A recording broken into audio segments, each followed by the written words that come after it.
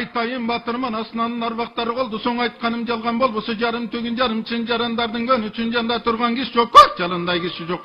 Анан қорққан қой менен иші жоқ, оядан деді де.